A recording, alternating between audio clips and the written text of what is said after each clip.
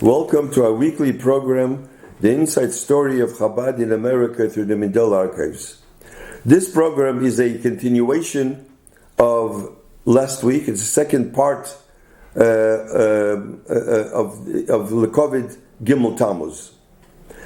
I want this program to review a little bit, as I mentioned about maybe a year ago, how the letters of the Rebbe came about, how it was written, and what happened in the room when Rabbi Mindel came in 3 times a week.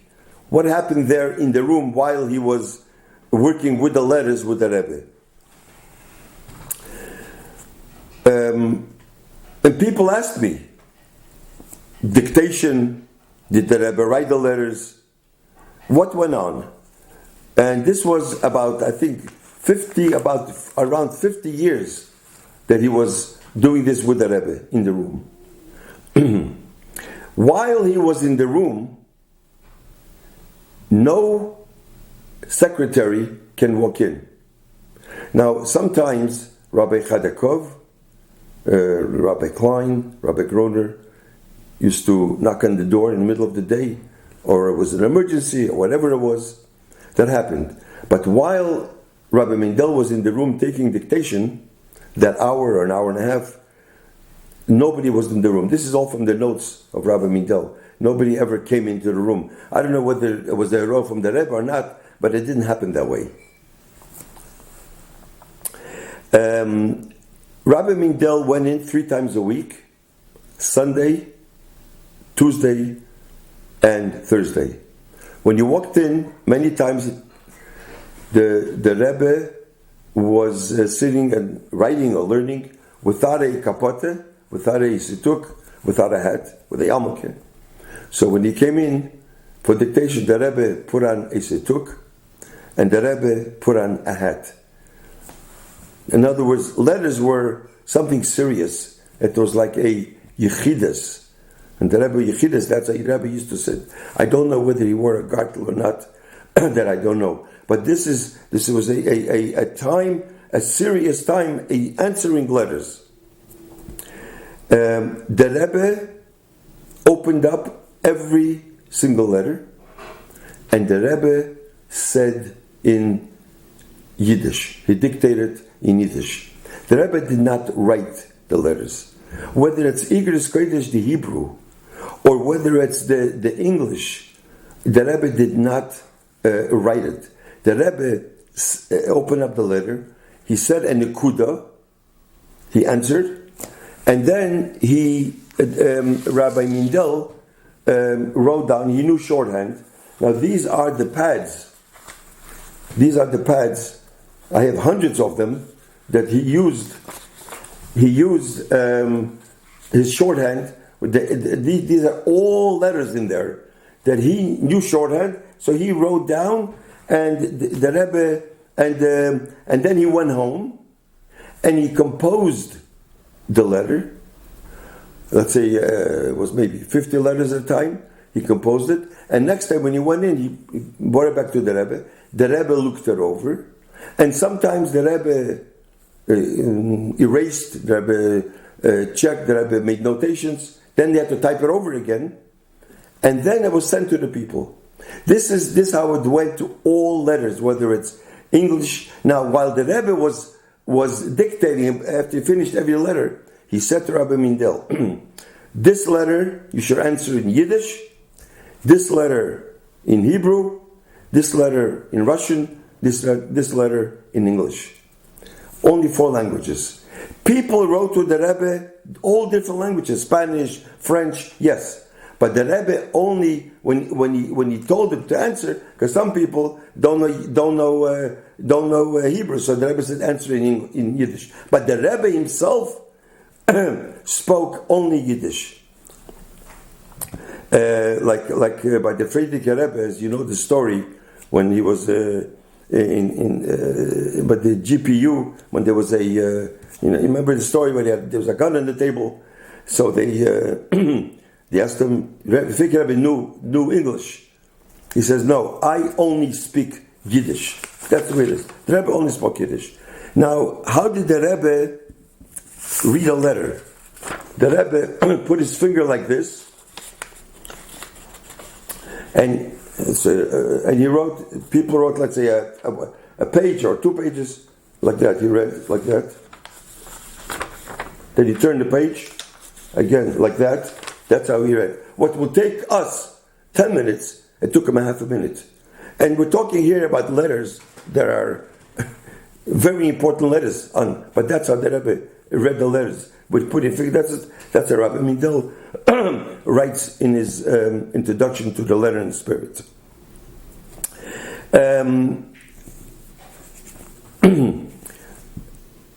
Michtovim klolim, the same thing. Every michtav kloli, let's say came out a letter Yud Aleph Nisan, look over at Pesach, came a letter before Sukkot, before Rosh Hashanah, came out a letter Yom Tov, before Yom Tovim, Shavuos. All was done, written by Rabbi Mindel. Now, Likutei Sichos was bemis the same thing. Likutei Sichos is a sefer of the Rebbe. These are Sforim, holy Sforim. The Rebbe did not write Likutei Sichos word for word, as you see. The Rebbe verbringt. Then the Chozim, the head was Rabbi Yoel Kandel, sein gesund. They reviewed the verbringen. Then they wrote it down. Then they sent it to the Rebbe. The Rebbe was Magia. The Rebbe wrote notations. He looked it over. And the Rebbe okayed it. Then they typed it. And that became an Iker Kodesh. But it's not that the Rebbe wrote word for word in that. The Frierdiker Rebbe, I think, wrote certain things, what it was, but otherwise not. The Rebbe spoke, and that's how it went. The same thing else. This is how the letters went all these years. From the time the Rebbetzin passed away, 6 years later, it was Gimel Tammuz. These 6 years was a big change by the Rebbe. It changed in many things. And I'll just say a few things. Number one, from the time the Rebbetzin passed away, the Rebbe stopped verbringing, except Shabbos. The Rebbe used to verbring Yutas Kislev all night. All night. 2, 3 in the morning. Yud Shvat, Purim, Yud Beis Tammuz, later on Yud Aleph Nisan he verbringt, and he verbringt in the middle also Chamish also B'Yah, Chamish also B'Shvat. The Rebbe verbringt many times. No more verbringen. That's one change. Shabbos he verbringt also not long. In the summertime he used to verbring long. It was short verbringen. And also the letters changed. The letter was not regular, and like Rabbi Mindel used to go in twice a week or 3 times a week. That changed. So, for example, Rabbi Groner writes here that the letters, let's say a Michtav Kloli, communal letter, the Rebbe called him Rabbi Groner. The Rebbe told him an Nekuda on previous letters that was done, and that was done by Rabbi Mindel.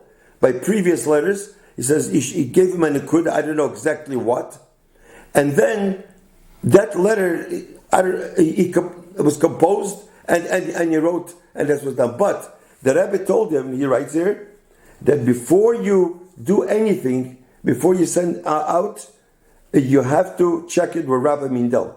So he called Rabbi Mindel, and sometimes here, Rabbi Mindel sometimes answered, and he said this, it wasn't done right, wasn't done good. Sometimes he told them it's okay, but it had to be checked by Rabbi Mindel, all the letters. Michtovim Klolim.